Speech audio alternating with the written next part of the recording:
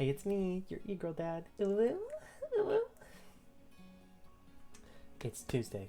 It's daddy dating day. Let's go. Oops.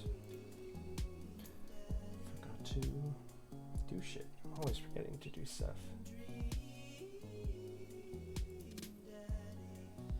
There we go.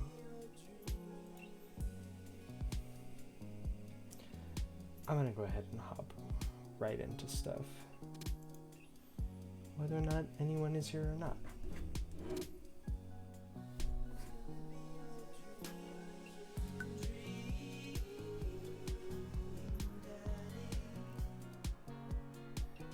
Hi.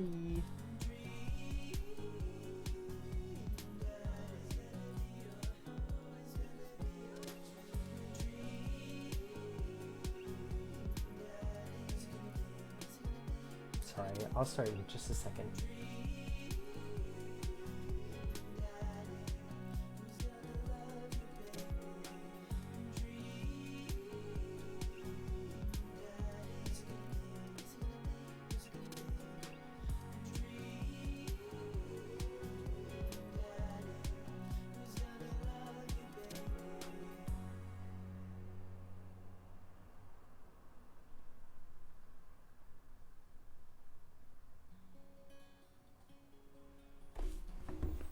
Okay. Oh wow. Hi. Let's see. That day. Yeah, this one.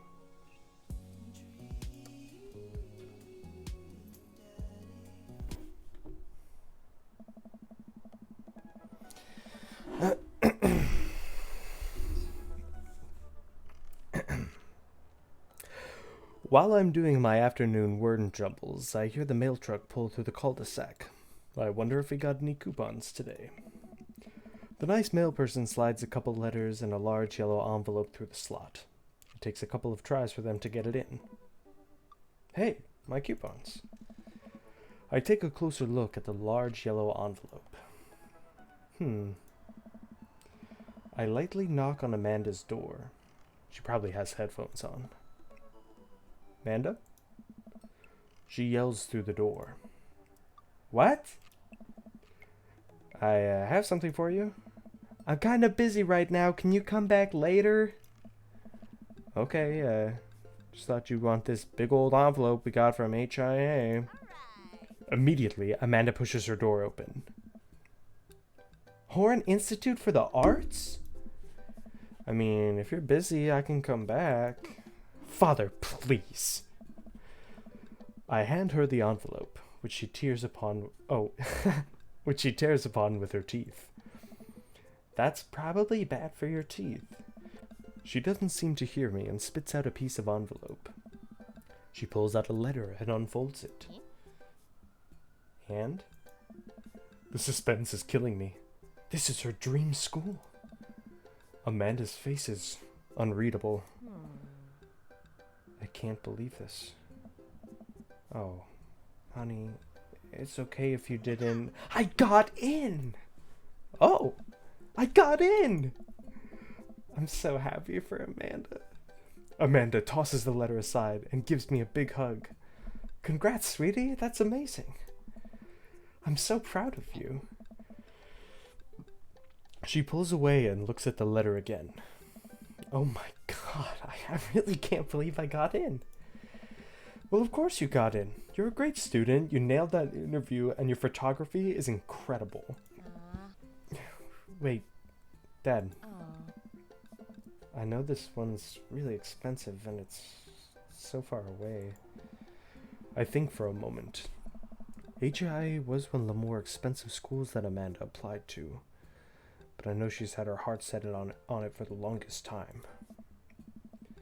It'll be tough, but we're gonna make it work. Really? Of course. Amanda hugs me again. Thanks, Dad.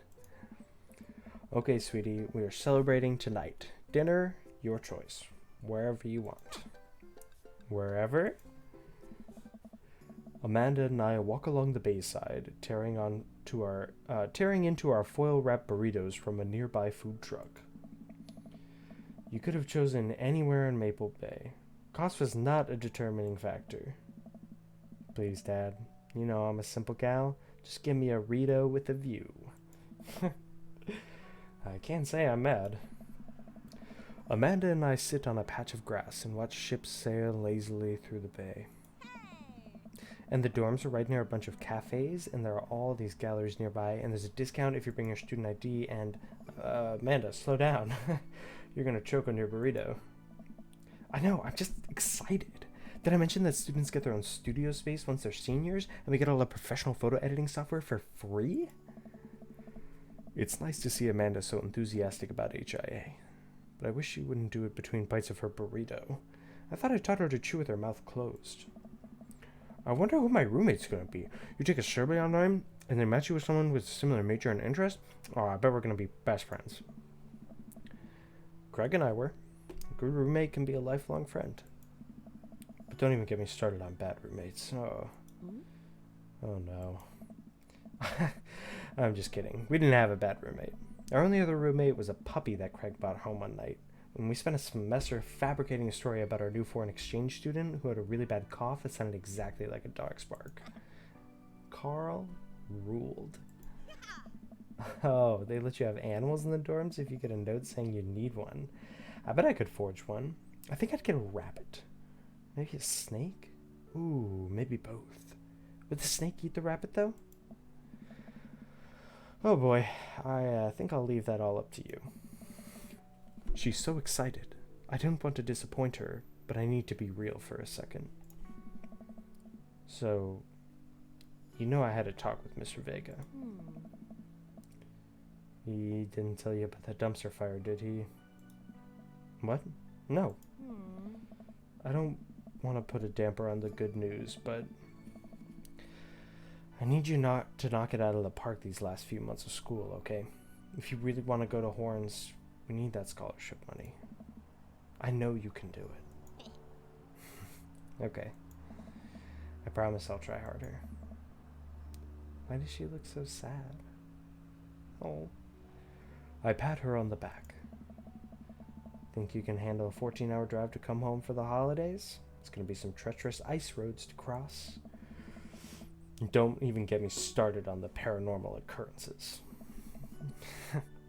Well, it'll be worth it if I get to see you. My eyes immediately well up with tears. I'm almost crying right now, honestly. Oh, Dad. Don't cry. Oh, I'm sorry. My thing's probably in the way. I didn't even think about that. There we go. Sorry, I'm just very, very proud of you. You're all grown up now, and you're such a good person, and I hope you know how important you are to me. Dad, stop. You're gonna make me cry too. It's too late, honey. It's happening. Dad, I can't get tears in my burrito. It's gonna make it taste sad. I pull Amanda in for a hug and kiss her on the forehead. Love you, kiddo. Love you too, Pops. I'm done. That's it. That's enough emotion for the day. Craig is looking thirsty. Okay. Alright, let's see. Hello, Amanda's dad. It's me, your friend Craig, who loves sports. Thank you. We didn't get that. I have nice and smart children who are good at computers. Oh, see. Ah, man, great to hear from you, buddy. What's up? I'm still strong. Strong. I'm strong. Ha! I didn't know. Say, I've been reading up about whey protein. You use that at all? I figure it'd help me develop a bit more muscle. Yes, I know what that is. My children are having a tea party and they wanted to invite Amanda, but we can't find her on here. You're also invited. Excuse me. You are. Disappointed, Craig. Physical invitation to follow. Cool. I'd love to come. I'll let Amanda know. Thank you, Amanda's dad. I guess we're attending that party.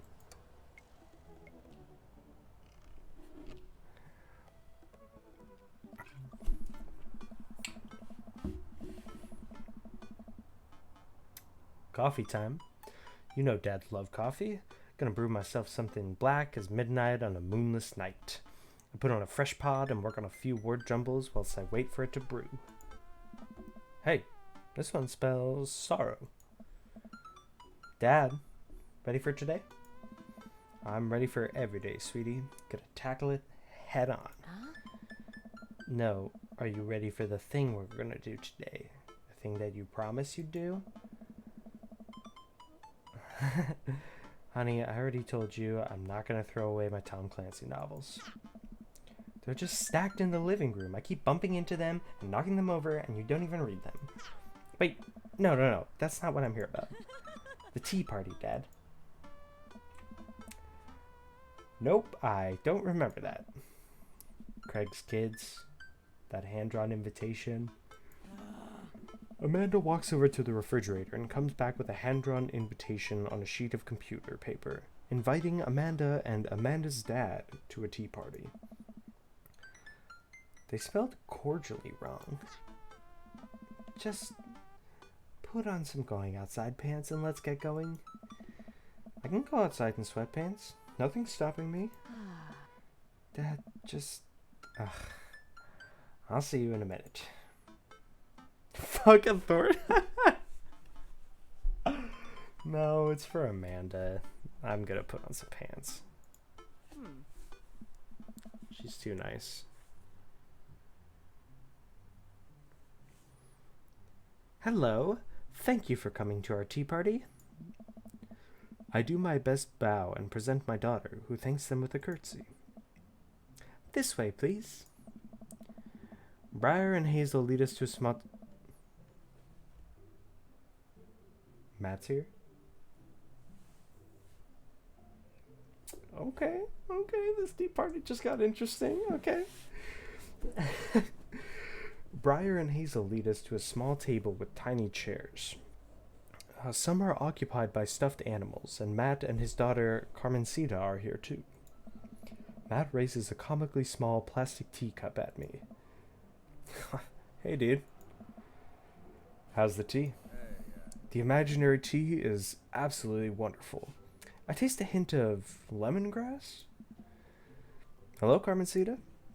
Hello, Mr. Amanda's dad. Please, have a seat. I sit down between Amanda and Matt. Ooh, yes. Prime spot. My two besties. I don't think I'm going to be able to get out of this chair. Hi, everyone. I turn to see Daisy and Brian enter into the backyard and take a seat next to us. I don't remember what voice I decided to do last time, but I'm going to change Brian again because he looks like a Midwestern dad to me now. I guess it, like, did I do like a Canadian thing last time? Midwestern, Minnesotan. How about that? Let's just decide on Minnesotan. Oh, sorry we're late. Daisy made me put on my going outside pants. I'm gonna rub that in Amanda's face. That's too funny. Amanda gives me a knowing look, and I return an obliging wink. She rolls her eyes. Is that really something your daughter had to pressure you into, Brian?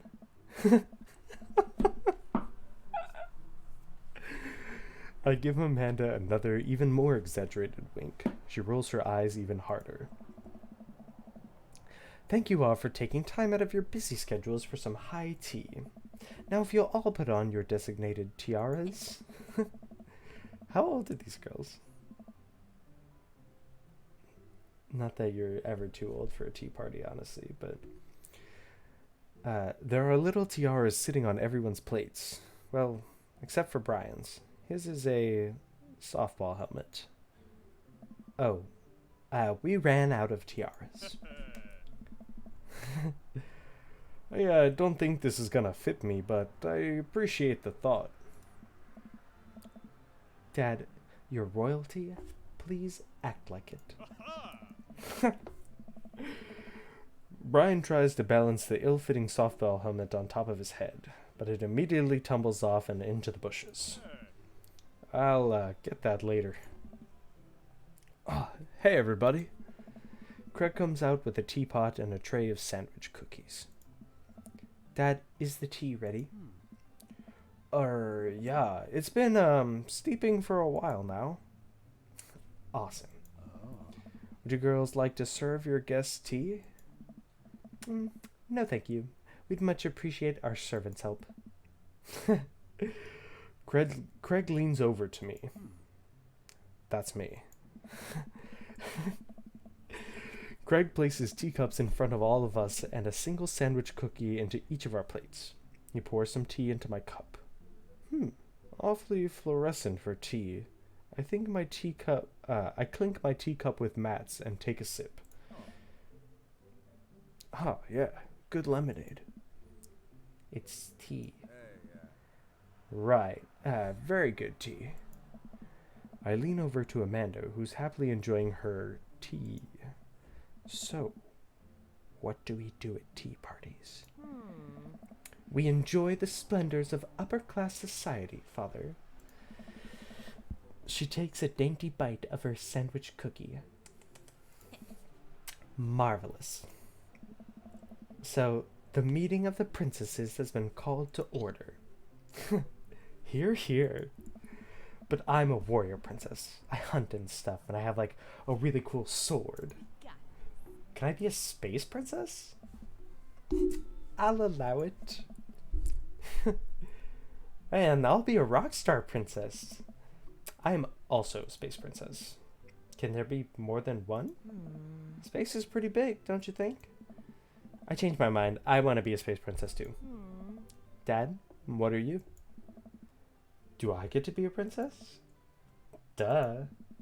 Well, I guess that makes me... I want to say History Channel princess, like right off the bat. What is Root Boy?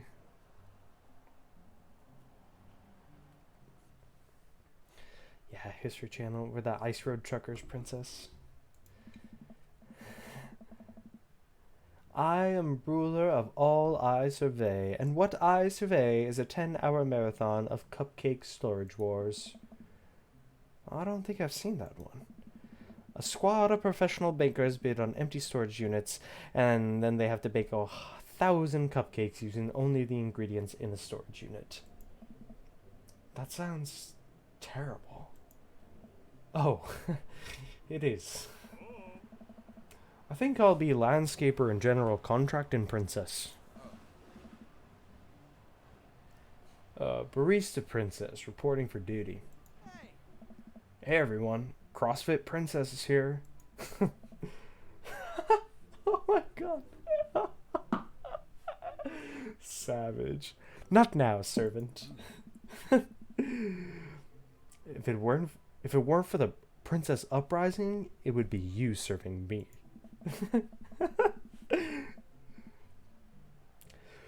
We sip tea for a little longer, and then the girls run off to fight dinosaurs as space rockstar warrior princesses. I think. They grow up so fast. It was like yesterday when I was helping Amanda throw her own tea parties. Did she make you a servant too? Oh, you betcha. Carmencita made me actually brew tea for hers. Pitfalls of owning a coffee shop. Pitfall? Your custom blends are amazing. That hibiscus one you gave me a while back was choice. Ah, thanks. It's really nice that girls are getting along. Yeah, I'm really glad we moved into this community. Oh, we are too. Amanda's been kind of a role model to them, you know? I hadn't even realized, and I don't even know if Amanda does either, but I guess they're right. All the girls in the neighborhood look up to her. She seems to go out of her way to play with them. I'm so proud of her. You better not proud dad cry at this tea party, Empress. I brought extra word jumbles if anyone wants to kill some time while the girls play. This is a minigame? Oh shit. God damn it. I want to do a minigame. The day rolls on, and the girls all get tuckered out. Amanda spends the whole day playing with them and taking their pictures, promising that she'll send them the best ones later. We all clean up and help put away the tea sets and tables, then head out as Daisy and Carmencita fall asleep on their dad's shoulders. Oh, take care, guys. Thanks for coming. Bye, History Channel princess. You want dinner? I'm filled up on cookies. Me too. I am tired. Dude, same. Playing with a bunch of little kids who all simultaneously want your attention and approval is surprisingly exhausting. But in a good way. But also in a kind of scary way. How so? I feel like I gotta be on my best behavior for them. I don't want to let them down. It's because you still feel bad about dropping the F-bomb in front of your cousin that one time? Hey. I corrupted her, Dad. She's secondhand smokes now. Well, those kids really look up to you. I'm glad they have you as a role model. Oh, shucks, Pops. I ruffle Amanda's hair. Welcome. You've got dads. Ooh, okay.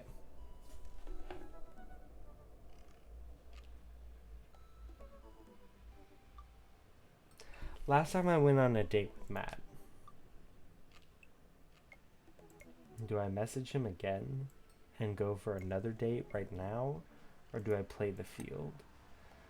Because, I mean, right?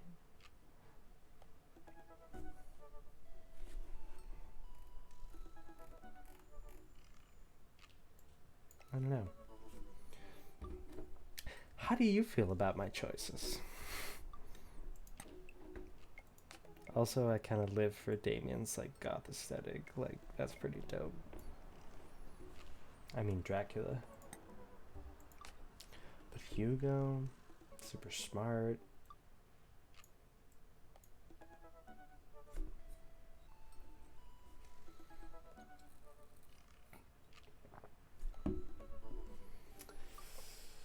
I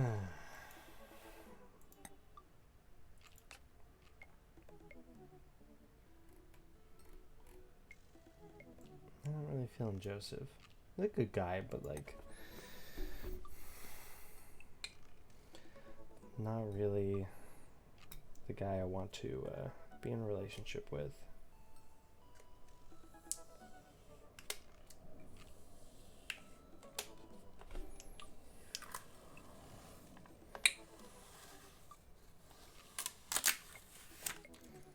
I did Matt last time, so why don't we go ahead and change it up a bit? Let's go with Robert this time.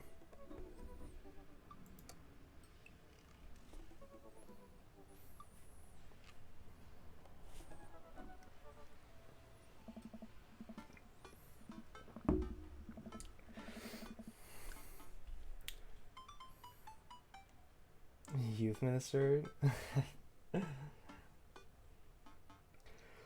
Robert was pretty nice. A little odd, but nice. And ruggedly handsome. We should hang out. I type out a message to him on Dadbook. I went with Robert.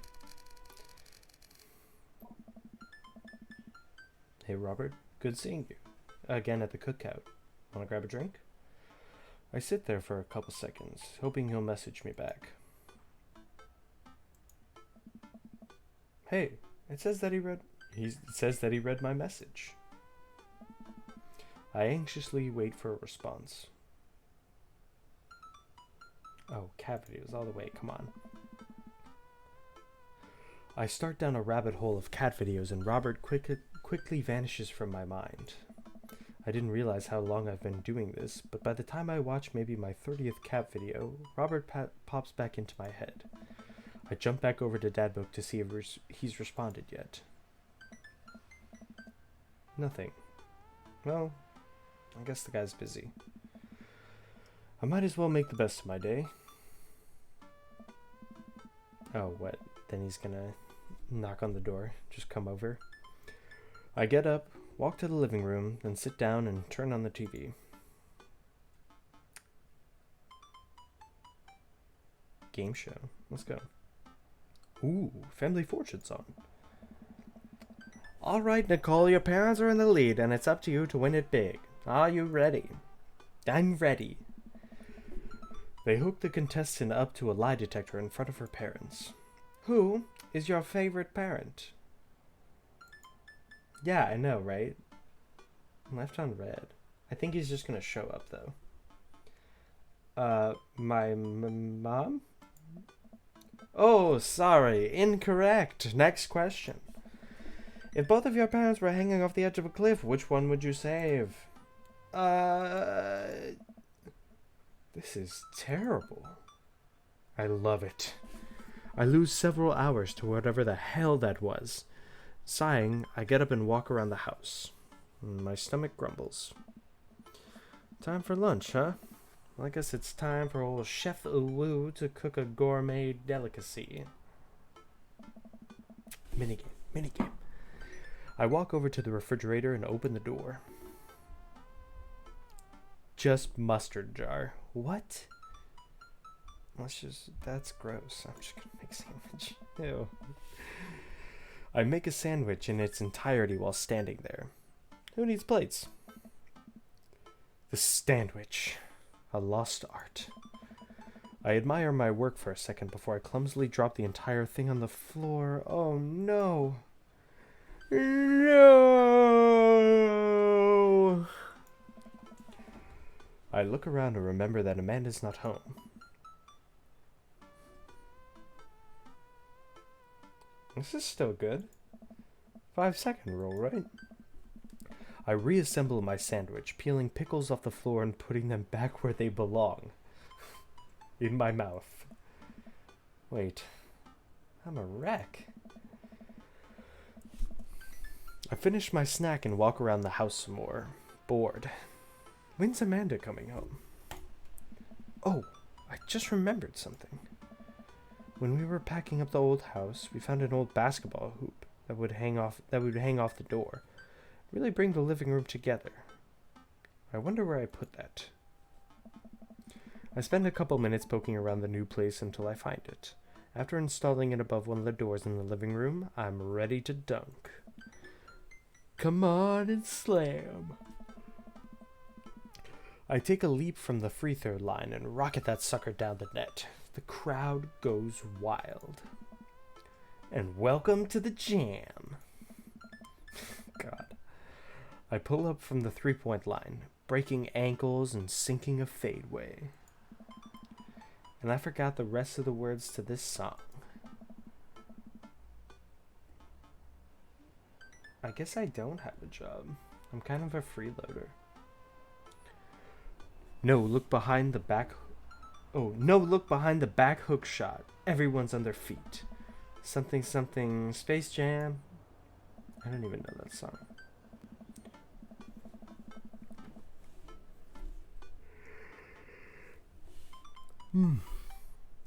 I managed to just barely defeat myself at horse before Amanda comes home. Then we cook dinner together. We're proud of ourselves for not even coming close to burning down the house. Afterward, Amanda and I dig into a carton of ice cream over an episode of Chopped, Toddler Tournament. What you have in front of you is a molecularly deconstructed sweet potato with a brown sugar demi-glaze with cream fraiche, of course. This is literally a jar of baby food, yeah?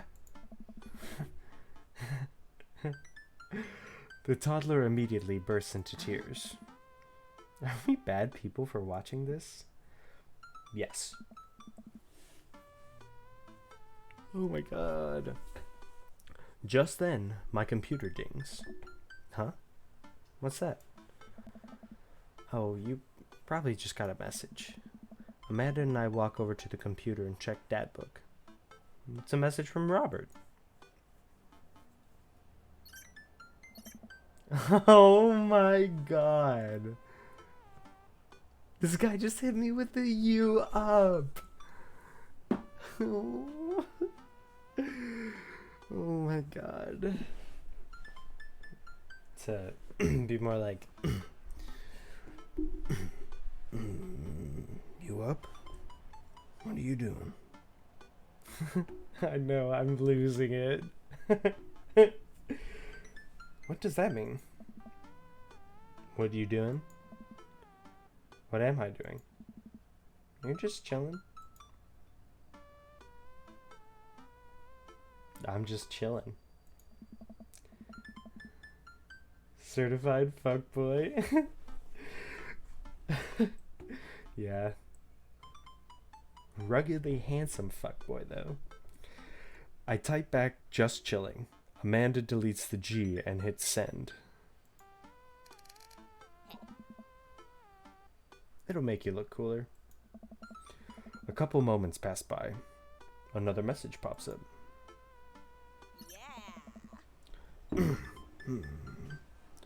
Want to grab a drink? Hey, that means he wants to hang out. I know what that means, Amanda. But it's kind of late. Come on, Pops. Live a little. I am living. With ice cream. And traumatized toddlers. Well, it's your life. But I think you'd have a lot of fun tonight. You are trying to get to know the neighbors better, aren't you? Fine.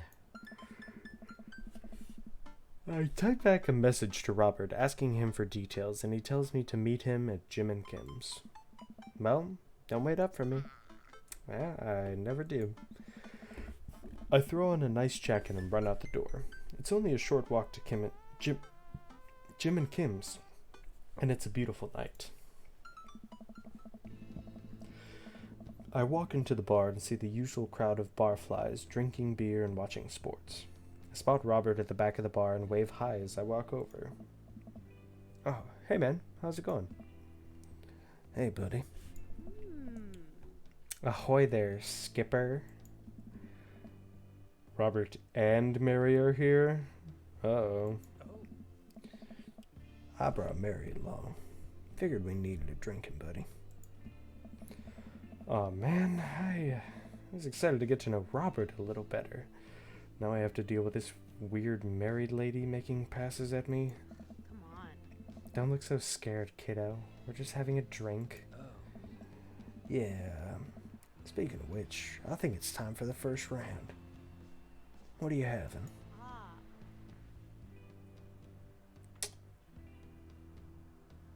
I feel like this is gonna impress him. Dad after my own heart. Oh, with the eggplant? Ooh, fuck. Robert orders 3 shots of whiskey and passes them between us. Well, this wasn't how I expected my night to be going. Here's to bad decisions and relaxed moral values, fellas. What have I got myself into? We all knock... Yes, she is married to the youth minister. Yeah. I'm not sure if you were here in, I think it's like the first or second episode I did.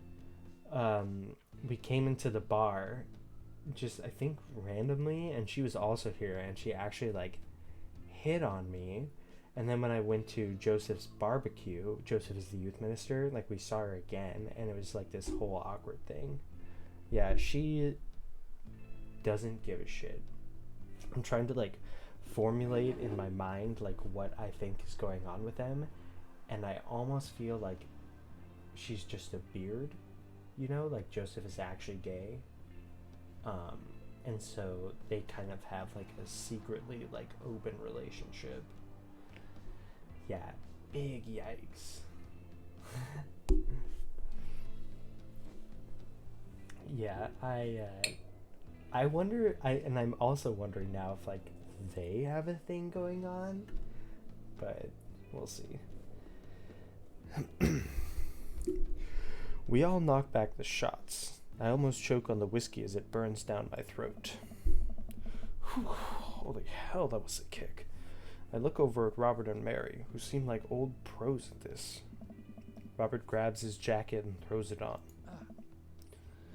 Let's get marching. Wait, what? That's young, Chief. Come on.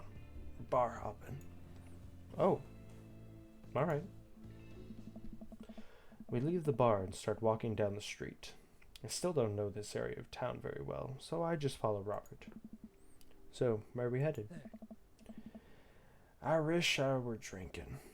It's an Irish pub. A good pun is a good pun is the whiskey to my heart. Ugh. Yeah. Puns are the lowest form of humor, Empress. Try harder. Ouch. Am I gonna be the butt of the joke all night? Jesus, Mary. Put your fangs away for a second. We walk into Irish Ira drinking. The bar is pretty much the same as Jim and Kim's, except for the old-timey Irish memorabilia on the wall. Next round. What are you having? I guess we're literally just gonna keep choosing whiskey. Oh my god. Oh yeah, let's do it. Robert orders 3 more glasses of whiskey, and we post up in a garish green booth. Mary slides in and slides up next to Robert, which makes me breathe a sigh of relief. Let's sip this one, why don't we? Suit yourself. Mary immediately downs her shot in one gulp and burps loudly. Ugh, that'll put hair on your chest. You are truly the paragon of grace and beauty. Mary grabs my drink and sips on it. Hey, Empress, be a dear and get us another round, will you? I don't know how to process this evening at all. I get up and order another round of drinks from the bartender. As I head back, I see Mary and Robert having a lively conversation. Robert roars with laughter. I don't think I've ever seen the guy smile, let alone laugh. I take a seat across the booth from them and pass out the drinks. They are definitely boinking. Yeah. Maybe Robert's just like, bye. So, Edith's kid snuck some pot brownies into the table at the last bake sale, right? And I spot that little hemp sweatshirt gremlin in the act, so I go up to Edith with the baggie, and I'm about to tell her when all of a sudden she just freaks out at me. "You're ruining the bake sale," she says. "I should have been PTA president. Your roots are bad and blah, blah, blah." Well, so what'd you do?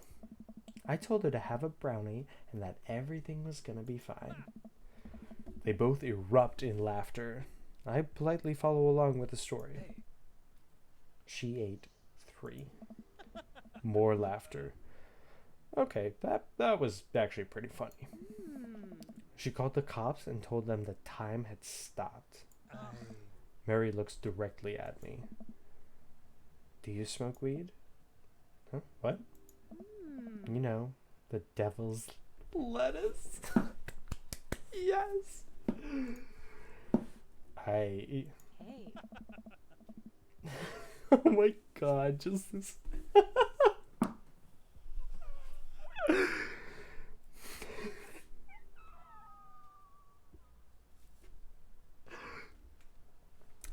I have 2 big fat blunts in my purse right now. You wanna blaze?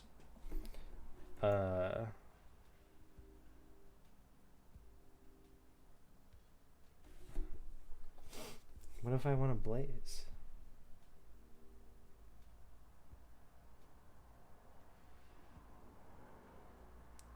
Bigger question is Robert into it? I think I should say you with the feds because that sounds like it's going to be a joke to me. What no sounds like an actual serious response, and I sound like a stupid narc. But I am a law-abiding citizen sounds like way too straight edge. But you with the feds kind of sounds like a comical joke. I don't think we're gonna go indoors, dummy.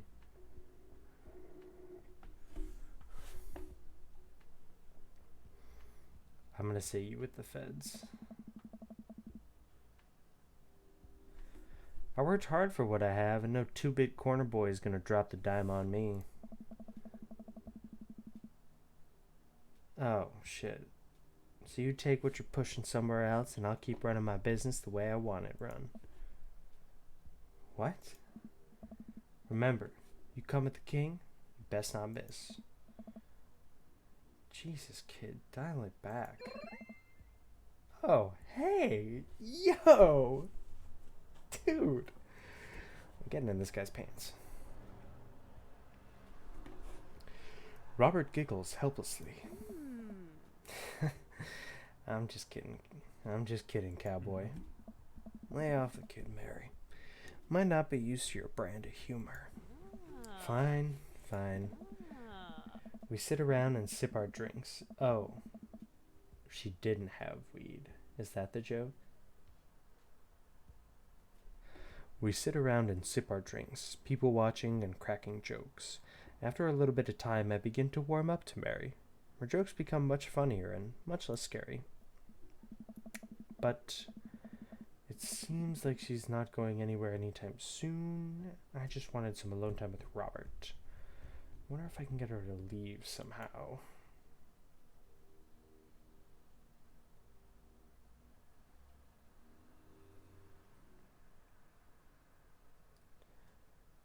Not going to talk about Joseph. That's just like a bad decision, I feel like, and not ground that I want to tread on. Eligible bachelors, I feel like that really seems like I'm trying to push her off. And I'm pretty sure Robert got the first round and I got the second round, so I'll ask if she can just get the next round. Oh, shit. You trying to ditch me, pal? No. Because if you're trying to ditch me, you can just tell me to scram.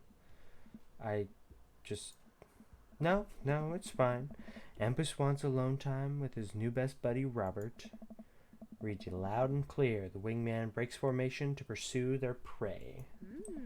Now, if you fellas will excuse me, Mary needs to sink her teeth into a helpless boy. I hate the sound of that. That just reading that was just so bizarre. Oh my god. Why did you say boy? Why would you say boy? Go with God. Nice seeing you. Come on. Deuces, nerds. Okay, that's... Why do I actually kind of like Mary now? Mary gets up and saunters over to a younger looking guy at the bar. Oh. She, grows on you. Does she, though? I feel like she kind of delights in making men suffer. Well, she does. What about her and Joseph? What about him? You know, they're married. She definitely tried to get in my pants the other night, and I gestured to her across the bar where she's making goo-goo eyes at that young guy from before. He looks like he's being held hostage. Oh, that's just the thing she does. She's harmless. Tell that to the boy she's hanging off of. Poor kid looks like he's seen war. Robert lets out a hearty laugh. Hey, I got him to laugh. Oh, man. You know I pegged you for one of those straight-laced types. Oh, don't worry. I got pretty wild back in my day. Still got a little wild in you? Ooh, chills.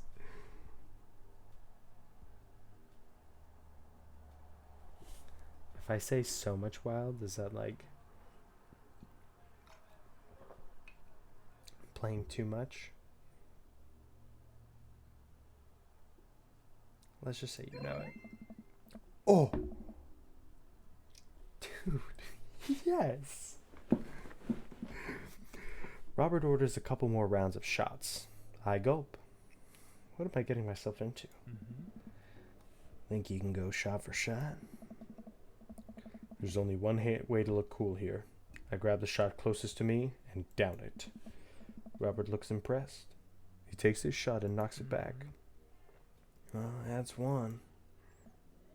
So, what do I even talk about? He's so cool. And he probably hates small talk. So how are things? I hate small talk. Okay. Too many people. And this isn't necessarily you. But too many people think that they have to fill the dead air with noise. Personally, I think they're afraid of the silence. Or they're afraid of what the other person is going to think of the silence. If you want some unsolicited advice, just learn to be comfortable with silence. Nothing wrong with two people sitting in silence, drinking whiskey. Oh. Alright. Robert and I sit in silence and drink whiskey. I take in the rest of the bar. Patrons laughing, playing darts, spilling beer. Mary giving the hard sell to that young man. The young man pretending he got a phone call from one of his friends. Huh. Maybe silence is nice sometimes. So, you ever kill a man? I choke on my drink. Excuse me? You know, watch the life drain from someone's eyes. It's not just their life, it's their hopes and dreams draining away. Every memory and experience they've ever had, just gone. No. Great. Me neither. Robert knocks back his shot and motions for me to do the same. I reciprocate. I'm just messing with you. Relax. I laugh nervously. Or am I? I laugh nervously. Again. We sip more whiskey and people watch some more. Mary has her sights set on another man after the other one excused himself to the bathroom and, I assume, crawled out of the window. Gosh, this whiskey's hitting me hard. You betcha. Robert gets up out of the booth, shouldering his jacket. Let's roll. Sorry, whiskey. Inside voices. Let's roll. Wait, what about Mary? Brother, Mary's gonna be just fine. I look over at Mary, who's lying on the bar in front of some poor sap. She's singing happy birthday to him while he insists that it's not his birthday. We make our way out of the bar and back onto the street. I'm trying my hardest not to stumble, but man, that sidewalk is just coming right at me. I hope Robert doesn't notice me tripping over my own feet like this is the first time I've ever been drunk. Where to? You'll see. I follow Robert through the street lamp spotlights until we eventually arrive at a rundown strip mall. There's a beauty salon, a sex shop, a computer repair store that looks like it's been closed for 10 years, and finally, a liquor store. Hey. Wait here. I'll be right back. After a minute, Robert returns with 2 wine bottles in brown paper bags. He hands one to me. Cheers. He sits on the curb and drinks. Motions for me to do the same. This is really not where I expected the night to go. I take a sip. White Zinfandel? What? Oh, nothing. I just wasn't expecting... It is delicious, fruity, and refreshing. Don't judge me. I start to say something. Think of his lecture about valuing silence earlier, and stop. I sip on my wine and watch cars drive by. Let's throw rocks at shit. Whoop. Robert suddenly hurls a rock at a stop sign. The ding echoes throughout the empty parking lot. That felt good. He presses a stone into my free hand. Now you try.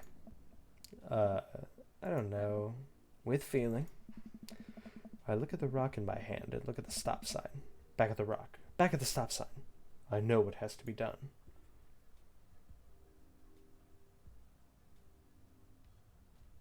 I got a problem with authority?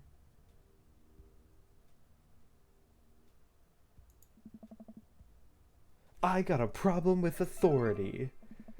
Oh. Well, he still got hearts, though.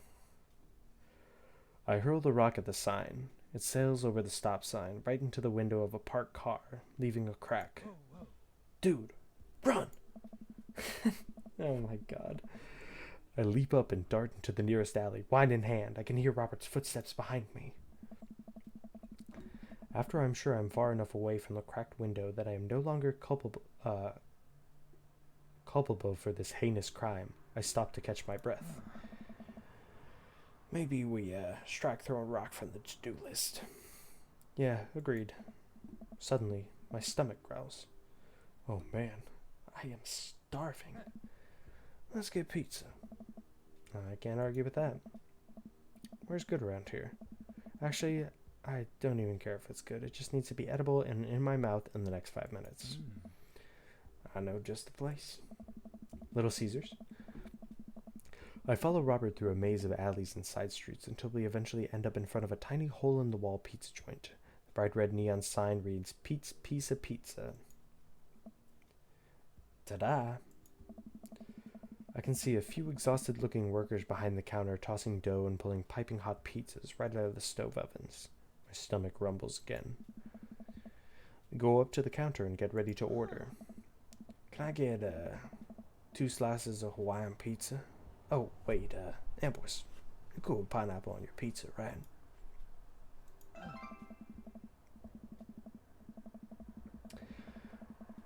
We wait a minute for our pizza to come out of the oven. I'm practically drooling at the smell. The cashier hands us each a giant slice on a paper plate so saturated with grease that I'm worried it will fall apart. We take our pizzas outside and wander through the alleyways as we eat. God, that sounds so good. I take a bite. It's absolutely delicious. Pineapple is truly the best pizza topping. You said it. I'm not sure if I agree with that, but it's good. Man, I feel way better now. You and me both. We hear noise coming out of a slightly ajar door in the alleyway. Robert looks at me excitedly. Got any more of that wild in you?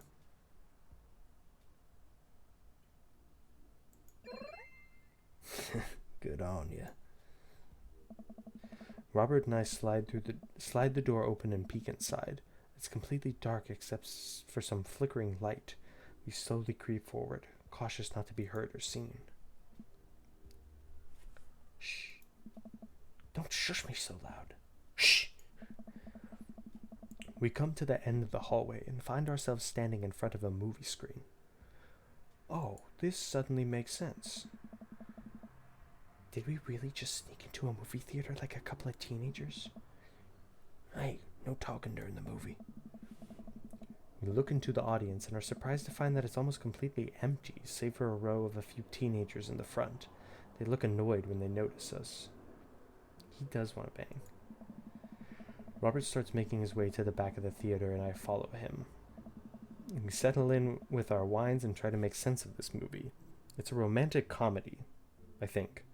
A young man is frantically trying to get through New York to find the woman that he's finally realized he's in love with. Kiss already! There's nobody to kiss yet. You want him to kiss the taxi driver? Hell yeah! The kids down the way notice us heckling. One of them speaks up. Hey man, oh, this little shit? That's Vega's son. Hey man, keep it down. Oh, damn. Hugo, yeah. That's Ernest Hemingway, Hugo's kid. Ernest! Hey, Ernest, I know you. It's me, your neighbor. Hi. Ernest turns back around, embarrassed. I turn back to Robert. You kiss anyone yet? It turns out that, yes, he did kiss someone. He made his way out to a tiny island near New York to profess his love for a woman who for some reason he knew would be there. She tells him that they hit the jackpot. He said that they had, but I think there was some subtext I'm missing here. Boo, love is dead. Shut up, it's beautiful. No, you shut up. Ernest grumbles. The credits start to roll. I stand up. Robert immediately pulls me back down. Hundreds of people worked very hard to make this film happen, and you're gonna sit here and appreciate them. Okay. Look at that. Elizabeth Sheldon. She worked really hard. I bet you did lots of good wardrobe design. Thank you, Elizabeth Sheldon, for this beautiful film-going experience. And Peter Anders, catering. Fed a bunch of people so that they could have the energy to do their jobs. What a guy. We let the credits roll while Robert individually thanks every member of the crew. Oh, that's kind of sweet. Once it's finally over and he makes sure no animals were harmed in the making of this film, we leave the movie theater. We stumble into the theater parking lot, polishing off the rest of our wine. Hey, assholes. Oh, what? Out of nowhere, a rock flies through the air and hits me on the knee. My knee? What the hell? Ernest and his friends stand in the alleyway, blocking our exit. Oh, what do you guys want? Why'd you go and throw a rock at my knee? This is my good knee. My orthopedist is gonna be pissed. Ernest tosses another rock up and down in his hand. What's wrong with this kid? You ruined my theater-going experience. Now you have to pay. Oh. Well, I don't have cash on me now, and, movies got really expensive. Ernest hucks another rock at my other knee. I'm able to jump out of the way, but I didn't properly stretch before physical activity, and I'm probably going to feel super sore in the morning. We ruined it for you? The movie was pretty crappy in the first place. Hey, you take that back. That was a beautiful love story with really genuine acting. You call that good acting? What classist mainstream slop have you been served your entire life? What? Have you ever seen any Michael Powell? A Matter of Life and Death? 1946? Easily the toughest 5 minutes of love you'll ever witness. Listen, man. No, you listen. That popcorn-ass drivel the mass media is shoving down your throat will only make you dumber and sadder. You of all people should strive for a higher standard in the art you consume. Your name is Ernest Hemingway, for Christ's sakes. Oh, now you've done it! Ernest rushes Robert, screaming like a banshee. Ah! Just like that. I dive between Ernest and Robert, trying to stop the kid.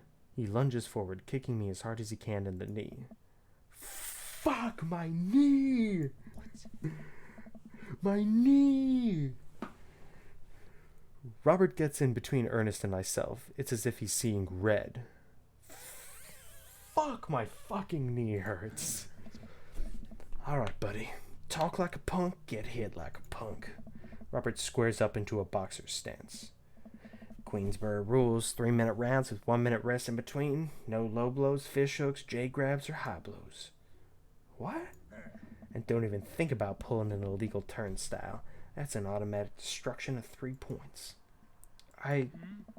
You'll have to designate a second if you're unable to fulfill your role as main duelist. One of your friends over there looks like he's had enough youthful vivacity to handle it. Hey man, I don't want to get dragged into this. That movie sucked. It's too late. You two are bloodbound. If he dies, you die. Sorry, I don't make the rules. Talk to Queensbury. We're just gonna go.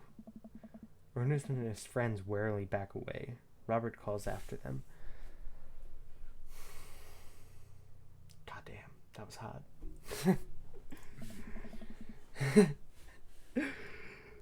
Queensbury Association will hear about this and consume better content.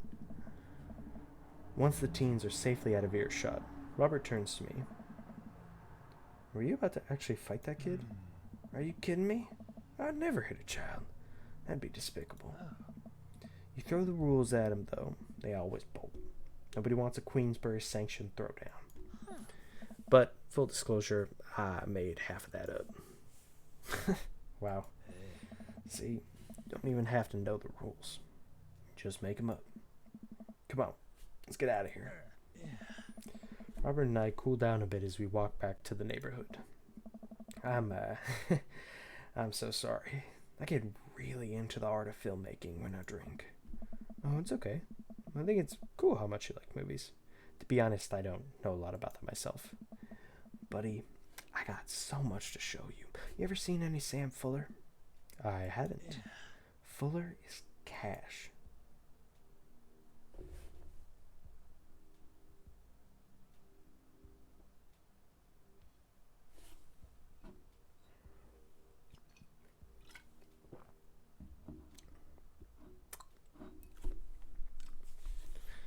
I don't know what to say. Thanks for the adventure.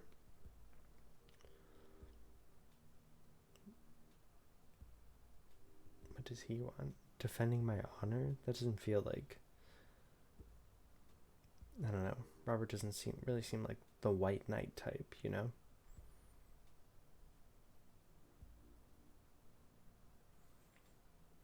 Don't know if I want to thank him for dinner and a movie. Honor, you think? I think that sounds good. Let's see. Oh! Yo! Dude, nice choice. Nice choice. Thank you. A little strange when you say it that way, but sure. Why not? Marty, you're the GOAT. I hope you know that.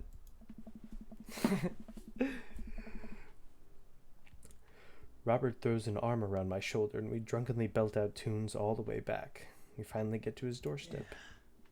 This was an interesting night. I liked it. A smile forms on his cheeks. A rare sight. Let's hang again soon, yeah? Yeah. I linger there for a second, swaying drunkenly in the night breeze. Robert claps me on the shoulder. Not bud. Robert heads back inside and I stumble my way back home.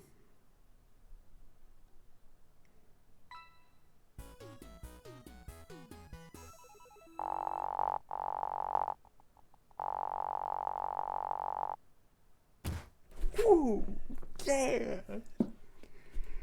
Damn. I love this little... Welcome. You've got dads. Another message from Craig, man. Craig's trying to make it work, dude. What? Hey, dude. I've got the runs. Oh, I've got just the thing. I'll head to the store and grab you a really chunky milkshake, cherry licorice, and a book of word jumbles that I find helpful in strenuous times such as these. What? Wouldn't that make it worse? Oh, it's not for the diarrhea. Milkshakes are just comforting. Wait, why are we talking about this? By I've got the runs, I meant that I feel like running. Oh, I forgot to do the voice, sorry. Wanted to come with with me to the gym? Why do I feel less excited about that than getting you home remedies for diarrhea? Oh, come on, man. It'll be fun. You know what? Sure. When are we doing this? There's 30 more minutes left in this Meat Hell marathon. Oh, I'm outside right now. I'm warming up. Okay. At least let me see if Betty gets away from the wolves in time to get her sopressata wrapped cheesecake out of the oven. Oh, God.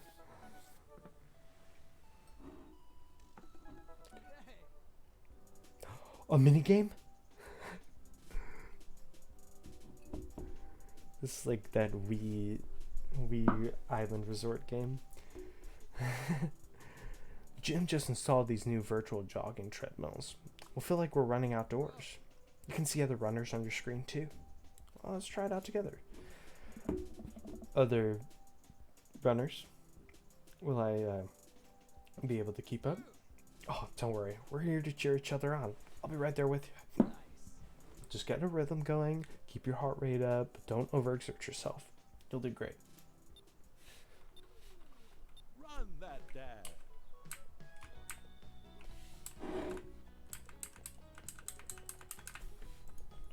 Oh, okay. Just tap.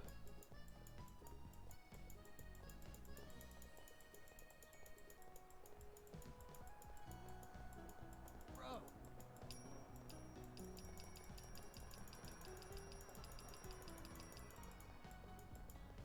Fucking eggplant.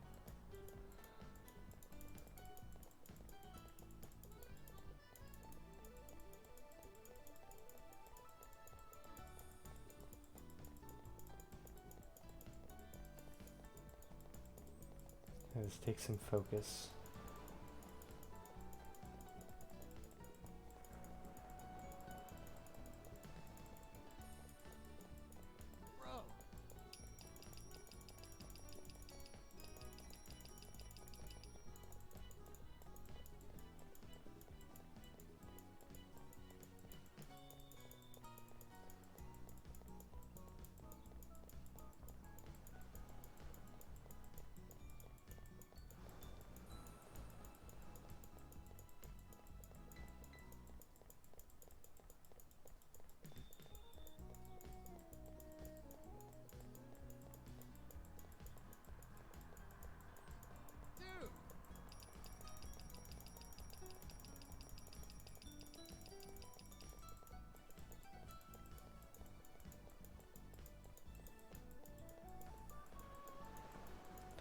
Yeah, I said this feels just like that Wii Sports Resort game.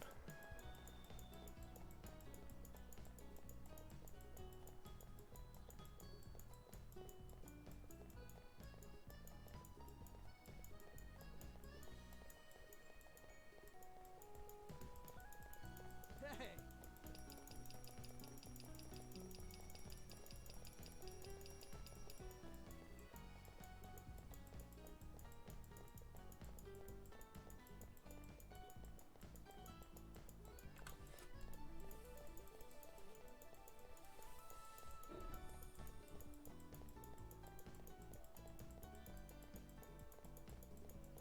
How much longer is this? Holy shit.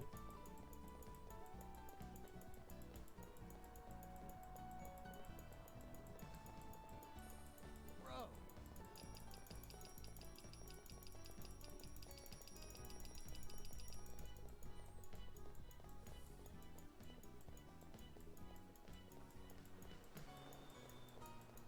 It's just like a time thing? Or oh, here.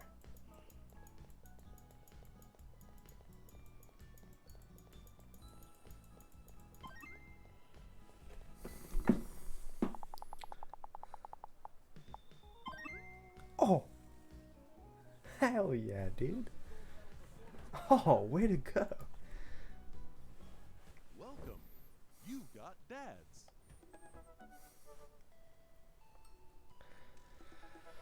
Okay. So it looks like I can go on 3 dates with people.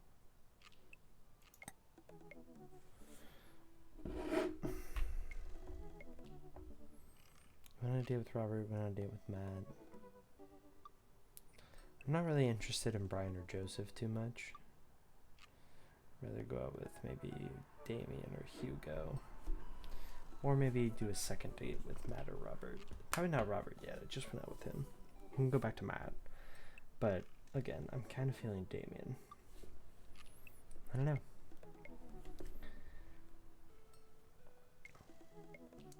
Any opinions?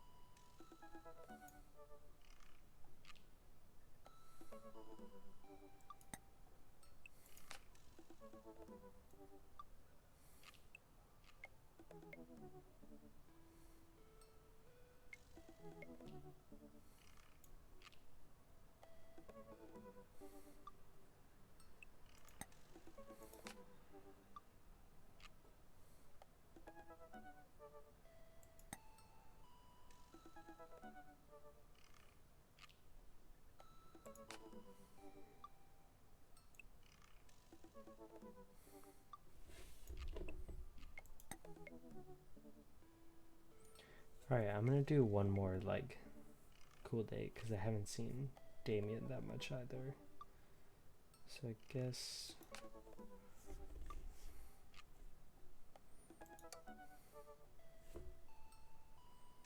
Can I date all of them? Like, that's what I want to know now. Damien seemed really interesting. A little odd, but interesting. I think I should hang out with him to get to know him a little better. I navigate to Damien's dadbook page and type out a message. Hey dude, you seem cool. We should hang out sometime. I sit there for a minute before I see that Damien's typing. But then he keeps typing. And typing. Man, is this guy writing a novel? I leave the computer to make some coffee. And he's still typing. I sip my coffee and the computer finally dings. Empress, I must confess my excitement to be receiving your kind letter for. As you see, I do find myself available to enjoy your company. I must ask for your forgiveness, however, as I believe our first meeting did not paint me in as gentlemanly manner as I would have liked. Oh, whoa, there's more. I would be highly flattered to enjoy your companionship at my residence for an afternoon tea and a stroll around my garden, should it please you. Till then, adieu. Yours, humbled, D. Bloodmarch. I stare at the screen and reread the letter several more times. Hey, Amanda, can you help me with something? Dad, for the last time, I'm not popping your back pimples. No. Can you interpret this for me? I turn the computer to Amanda and she squints at Damien's message. I just don't understand net speak. Like, is this how you kids communicate with each other now? Yeah. Oh, totally. This is the hot new thing. See, Dad, kids got over saying lol and elmow or whatever and decided that they want to go back to talking like the 1800s. So, what do I do? Where's your pen and quill? What? Did you forget to unpack the pen and quill? Dad, how will we address the nobleman in regards to your upcoming debutante ball? Okay, now I know you're messing with me. Father, without a proper chaperone, you'll never end up with a suitor worthy of our land. Or our dowry. Or... So you read Pride and Prejudice for school one time, and now you're reciting things like you know it back to me, aren't you? Like the first 5 pages, then I read a review of the movie. Still gotta be, though. Great. So what do I say to Damien? I got this. Amanda reaches over me and types on the keyboard. Sure thing, dude. Regards, Empress. Amanda hits send and smiles at me. Well, I suppose that's that. I make the short walk over to Damien's house. Well, I guess you can't really call it a house. It's more of a manor, an estate. The Gothic architecture looms above the other homes in the cul-de-sac. I walk past a couple of gargoyles guarding the front door and look around for a doorbell. There doesn't seem to be one.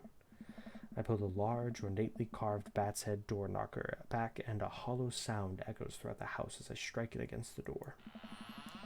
I wait several moments before the door slowly creaks open.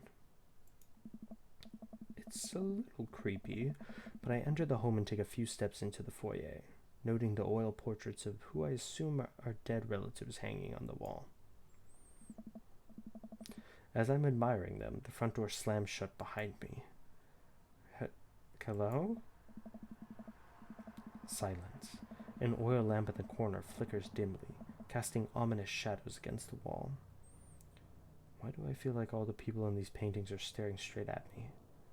Why is it so cold in here? Where's Damien? Empress. Pleasure to have you in my home. I look up and see Damien standing at the top of a majestic staircase with a walking candle holder. What's with the door slamming shut? Oh, sorry. It was a draft. And the door creaking open when I knocked? I accidentally left the door unlocked. And the creepy oil paintings?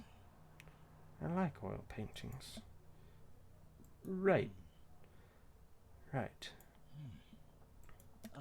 Please, let me show you around. Okay. Damien leads me around his house, showcasing his parlor, sitting room, auxiliary sitting room, and the parlor again for some reason. This is one of the older homes on the block, yes, but nowhere near as old as the architecture might suggest.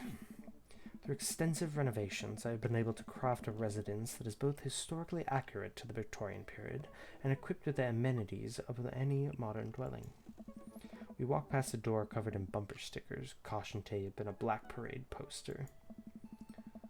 Did they listen to My Chemical Romance in the Victorian era? That's my son's room. You know how the rebellious teenage years are. Onward, onward. There's more to see. We reach a door at the end of the hall that Damien opens with a flourish. And this is the library. Sunlight streams in from floor to ceiling arched windows. The walls are lined with packed bookshelves, and even more books are scattered over the period-appropriate furniture. Damien is clearly really proud of this room.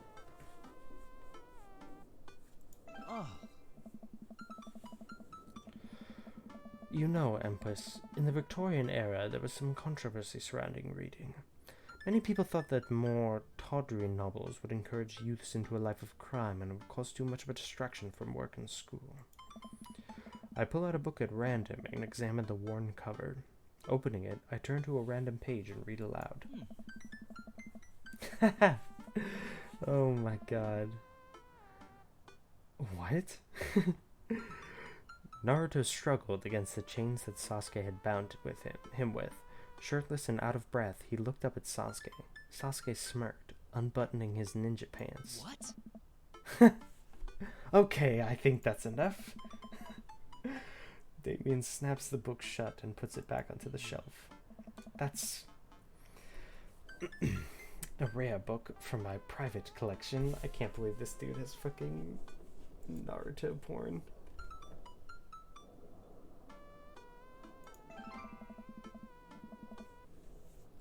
I walk up to the glass display of pinned bugs on the wall. It's pretty impressive. Nice bugs. I pinned them all myself. Maybe I could show you how sometime. I'm concerned I would stick the pin right through my finger. Ah, the pinner's gambit. Is that a thing? No.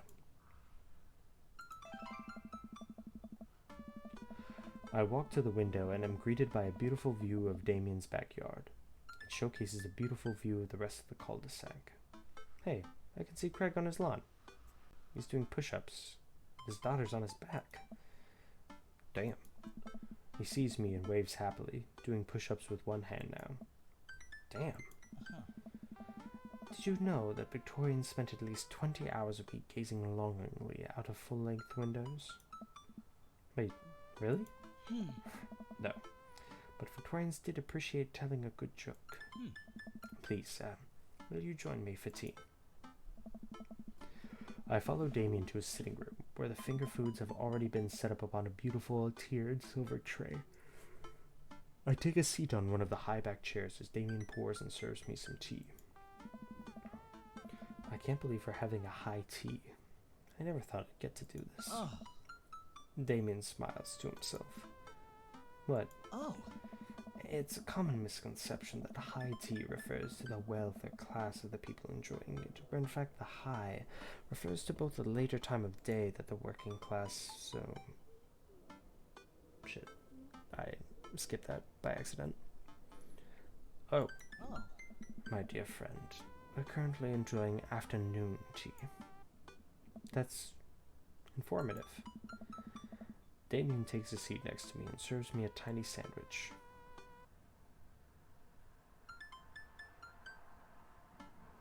I think I want to just, like, compliment his home. Or should I talk about his cape? Hey, there we go. It seems like you really put a lot of work into this place. Thank you. No one's ever complimented my home before. Hell, I can barely get matching salt and pepper shakers in my place, and look at what you've done. I'm kind of jealous. That's very generous of you to say. What got you so interested in goth stuff? Well, when I was a young boy, my father... Did he take you into the city? Sorry? Did you guys see a marching band? I'm afraid I don't understand.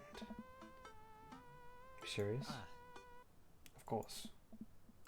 But it's, you know, the song. Amanda made me listen to it. Seriously? Oh. I'd love to see a marching band. Nevertheless, I've always had a love for art, history, and fashion. What started off as a small hobby collecting taxidermied animals grew into sort of an obsession. It's a privilege to be able to appreciate the lives and culture of those who came before us, I think. Why not go all the way? I like not dying when I catch a cold. He takes a sip of tea. I can acknowledge that there were many very terrible things about the Victorian era, and try to live a life that strictly aligns with those ideals would be admittedly horrid. But I think it takes a critical mind to truly appreciate something to the fullest, to be cognizant of its flaws, and love it all the same. Tell me, Empress, do you have any hobbies? Oh, man, I do, but I don't know if I care about anything the way you care about this stuff. Well, I'd love to hear about your interests. Hearing someone talk about the things they're passionate about is intriguing and, quite honestly, rather attractive. Please, do tell me about your hobbies. Quick, sound sophisticated.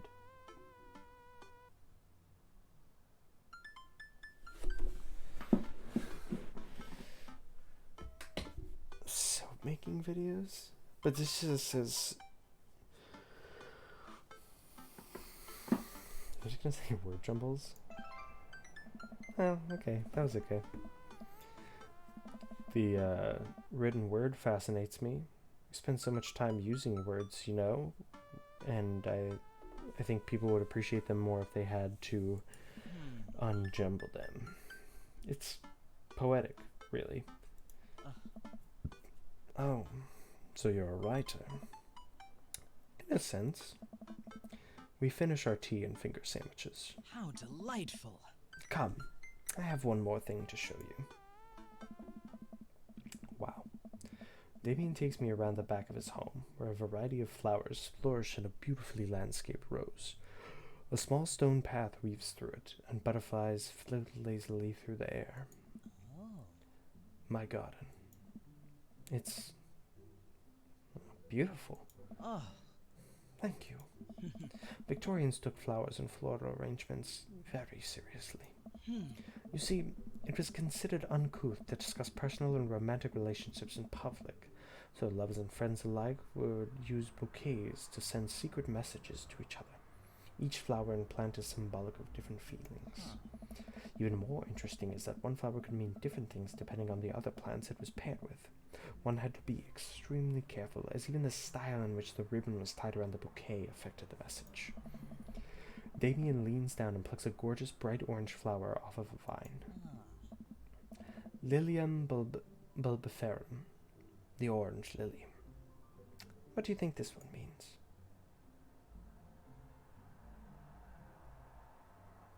My loins are ablaze.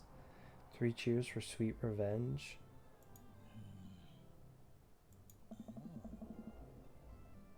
Oh shit. Can I go back?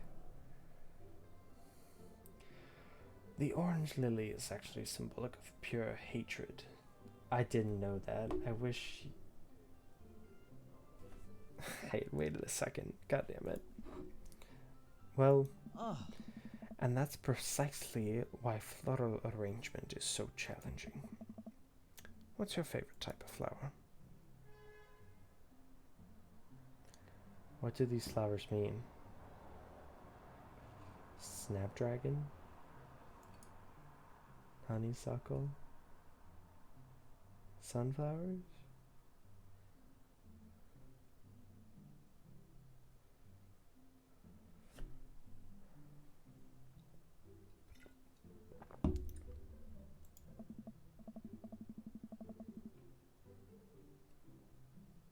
Whoops.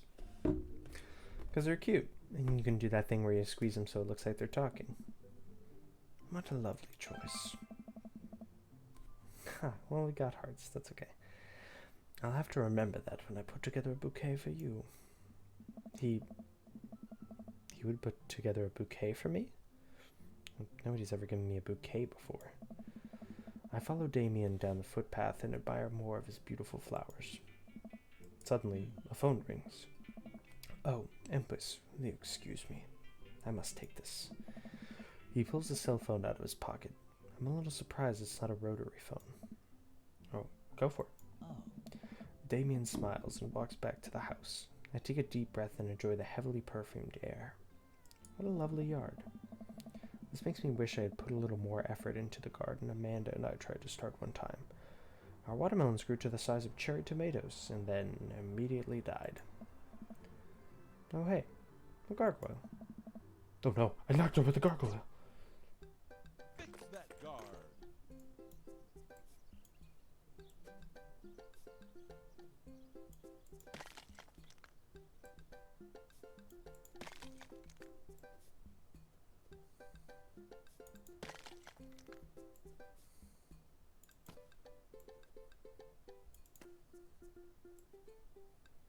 Goal!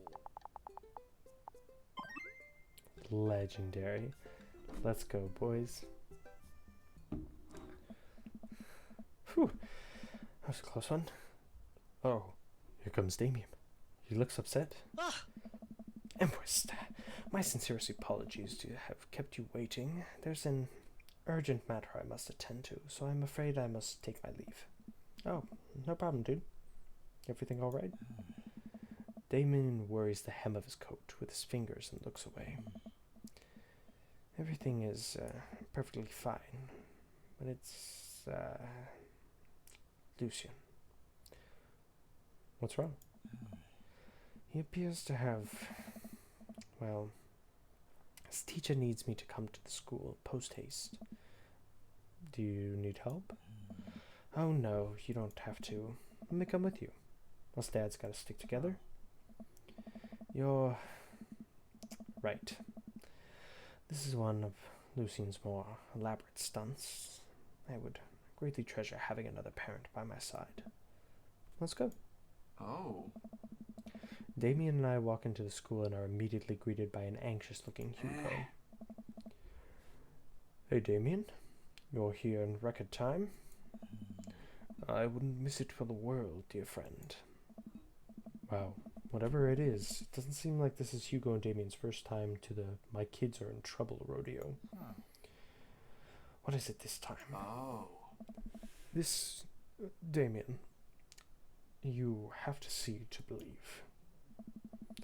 Damien and I fall into step behind Hugo, who leads us through the busy corridors of the school. We pass by several classes in session, and I vaguely wonder if Amanda's around.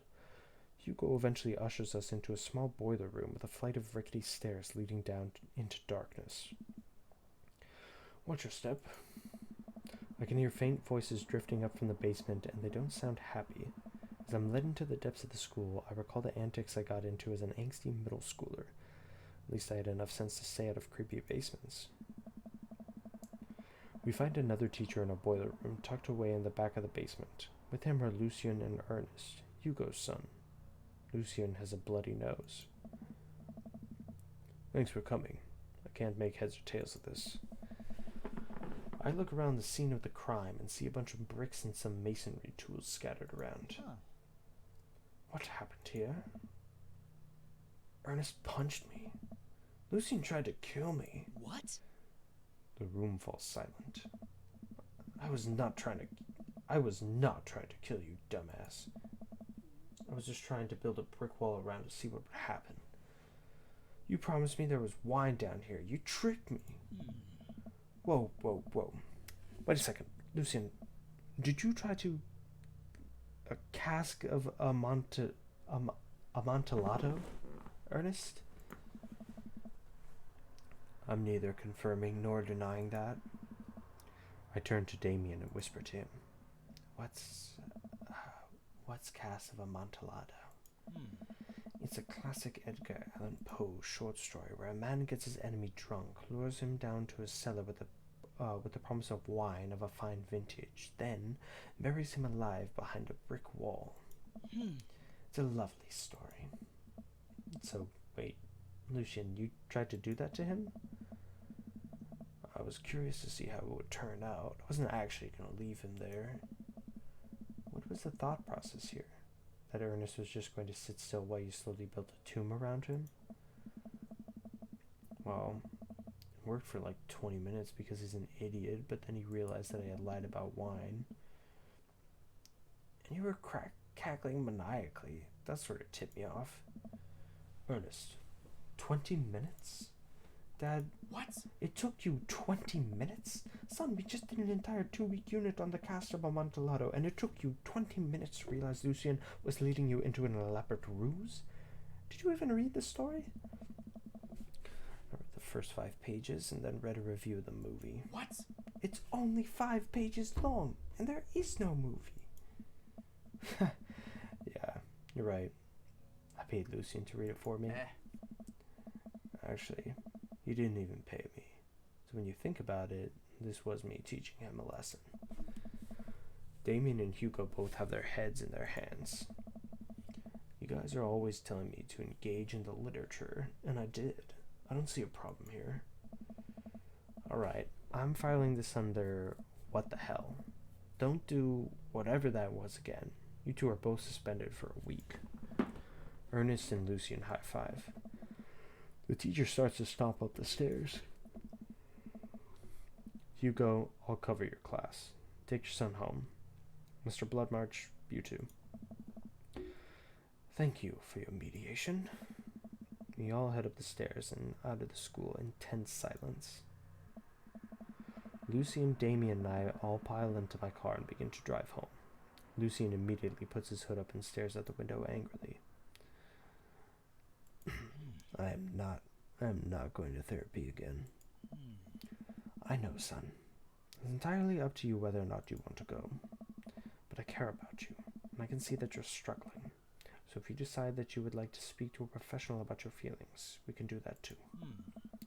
Maybe you can spend the next week looking for a summer job, I know how much you want your own car. I can't believe Damien's keeping his cool. I'm impressed. Fine. Thanks for not freaking out too hard. I love you, son. Lucian continues staring out of the window.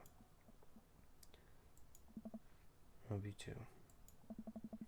We spend the rest of the drive in relative silence. The moment we pull into the driveway, Lucian hops out the car, slams the door, and runs inside. I didn't expect to have the conversation in front of you. He and I have a lot we need to work out. That's alright. And all things considered, Lucian's bricklaying was pretty good, so there's that.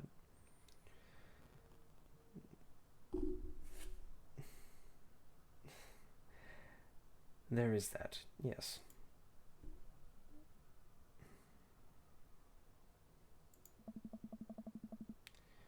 You were a lot more diplomatic with him than I would have been. I just want what's best for him, and I don't think yelling at him would do either of us any favors. It really does. You're a good dad. See you around soon? It would be my honor and my pleasure. Damien bows with a flourish. Classy. I come home to find Amanda curled up on the couch with a blanket watching TV. I plop down next to her. Yo. What you watching? Tiny House Hunting Brothers Extreme Edition. Ugh, I hate this show. The couple on-screen bickers back and forth while standing in an extremely small house made out of recycled bottles. The Tiny House Hunting Brothers watch them with bemused expressions, both of their heads touching the low ceiling. I told you I wanted a 2-bed, 2-bath, shabby chic cottage. This house doesn't even have a bathroom.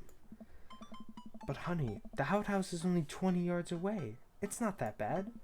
I am not pooping outside, Greg. Why don't they just get a regular-sized house? I don't know. How'd afternoon tea go? It got strange. We had to go to the school to pick up Lucian since he lured Ernest down into the cellar with a promise of fine vintage and then tried to break him into the wall, right?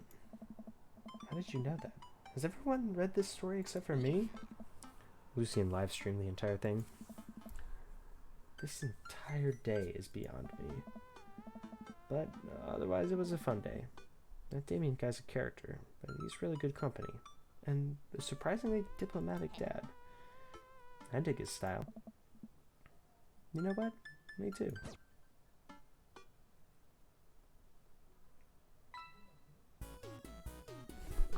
Yeah.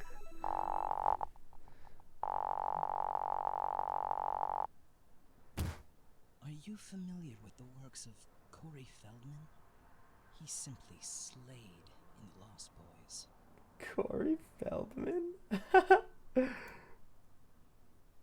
Welcome. You've got dads. Okay. Before we do anything else, we're gonna save there. We're gonna hop off for the night. It has been a pleasure. It has been a pleasure and an honor to date dads with you this evening. Until next time, have a good night, kiddos. Bye.